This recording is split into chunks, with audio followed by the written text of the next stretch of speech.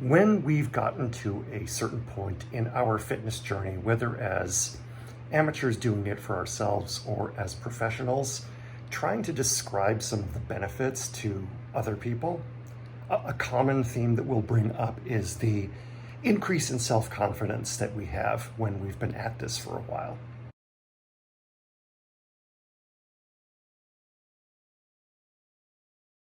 And I think it's a slightly complicated topic because I think a lot of people assume that what we're talking about is the confidence that comes from looking better.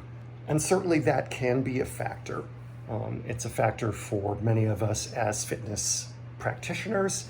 It's certainly a factor for a lot of people who are seeking to start exercise or fitness plans of some kind. I am acquainted with coaches who sell programming very much on the idea that you'll be able to change your appearance and get the body you want, quote unquote, and that you will get a boost in self-confidence from that. And that's a very valid and very normal idea.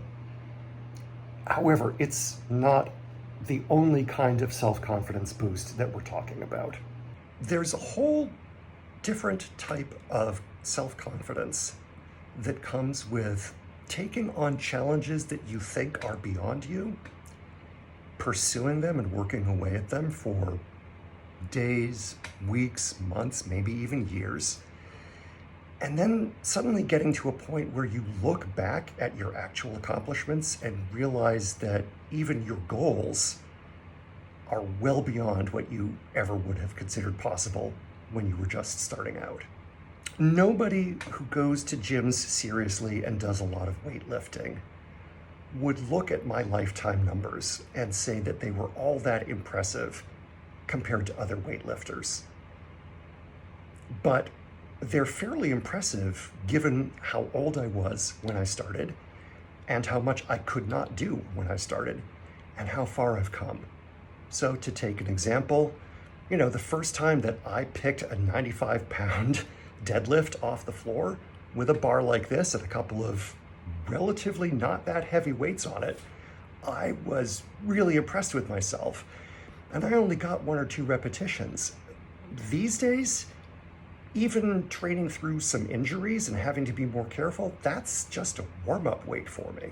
Same thing with my bike rides. I'm not a fast rider, even now by most people's standards, even as an amateur. But I used to struggle to do 5 or 10 miles at a time and be wiped out for the rest of the day. And these days, 25 miles is only hard for me if I'm riding really, really hard and pushing for a personal best. 40, 50, 60 miles, pretty normal. 80 to 120 miles, yeah, I've done that. I would never have told you that that was even possible in my future when I got started. Having achieved that much, given where I started from, provides tremendous self-confidence now about the way I can take on challenges if I decide that I want to. Very honestly, if I thought I could bottle that feeling of self-belief and self-confidence that I've acquired over the years, I wouldn't even sell it.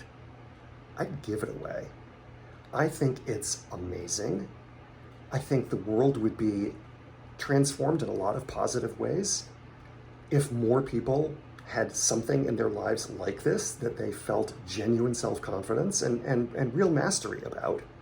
And short of being able to directly beam that into somebody's mind, I'll at least sit and yak about it here on video in case I can entice someone into discovering it for themselves, because I think it's so goddamn wonderful. And yeah, I look very different than I did 11 or 12 years ago. And I like some of that. But there's other parts of myself and my appearance that I'm not satisfied with and most likely never will be. Topic for another video. But I'm still so far away from where I used to be, just in terms of understanding how much I can do. It's an amazing feeling. The fact that it has a lot of knock-on benefits in physical health, that doesn't hurt either.